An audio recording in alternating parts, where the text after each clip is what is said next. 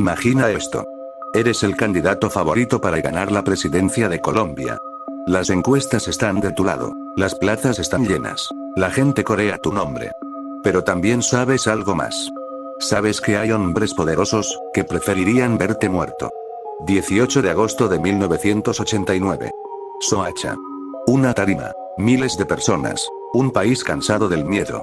Y un hombre que decide subir, aún sabiendo que lo están cazando. Ese hombre era Luis Carlos Galán. Pero esta no es solo la historia de un asesinato. Es la historia de lo que pasa cuando alguien se enfrenta al poder equivocado.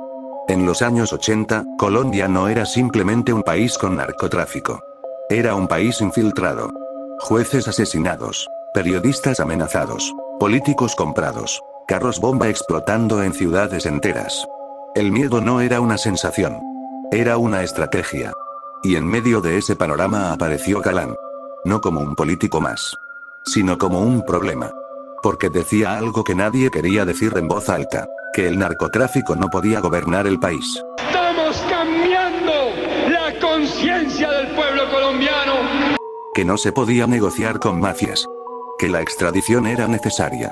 Y ahí empezó todo. Porque enfrentarse al crimen organizado en esa época no era un discurso valiente. Era prácticamente una sentencia. Mientras otros aceptaban pactos silenciosos, él hablaba en plazas públicas. Mientras algunos negociaban en privado, él prometía limpiar la política. Y eso lo convirtió en el enemigo número uno de quienes ya habían comprado medio país. En ese momento, el poder no solo estaba en el Congreso. También estaba en los carteles. El más temido, el cartel de Medellín. Dinero ilimitado, armas, contactos, influencia. Y una frase que definía todo: plata o plomo. Muchos eligieron la plata. Otros recibieron el plomo. Galán eligió algo peor para ellos. Elegir no tener miedo. Las amenazas empezaron a llegar. Advertencias. Inteligencia que indicaba planes en su contra. Incluso cambios sospechosos en su esquema de seguridad. Pero él no se bajó. Siguió viajando. Siguió dando discursos. Siguió diciendo que Colombia no se podía arrodillar. Y entonces llegó esa noche. Soacha. Luces. Micrófonos. Gente emocionada. Sube a la tarima. Saluda. Sonríe. Y en segundos, disparos. Caos. Gritos. Un país entero mirando cómo su candidato cae frente a miles de testigos. No fue solo un asesinato. Fue un mensaje. Un mensaje directo. El poder real no está en las urnas. Lo que vino después fue aún más oscuro. Las investigaciones apuntaron al cartel de Medellín.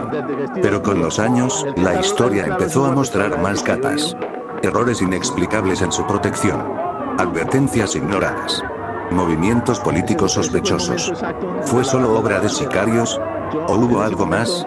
Porque cuando un candidato que lidera todas las encuestas es asesinado, siempre hay más intereses que balas. La muerte de Galán cambió el rumbo del país. Sacudió la política. Aceleró reformas. Y desató una ofensiva más fuerte contra el narcotráfico. Pero también dejó una pregunta que todavía incomoda. ¿Qué habría pasado si hubiera llegado a la presidencia? ¿Habría sido diferente Colombia? ¿Habría cambiado la historia? Lo que sí es claro es esto: no mataron solo a un hombre. Intentaron matar una idea. La idea de que la política podía enfrentarse al crimen sin arrodillarse. Y aunque lograron silenciar su voz, no lograron borrar su nombre. Décadas después, su historia sigue generando debate. Sigue generando incomodidad. Y sigue recordándonos algo peligroso. En ciertos momentos de la historia, decir la verdad cuesta la vida. Y ahora la pregunta es para ti. ¿Crees que fue solo el narcotráfico?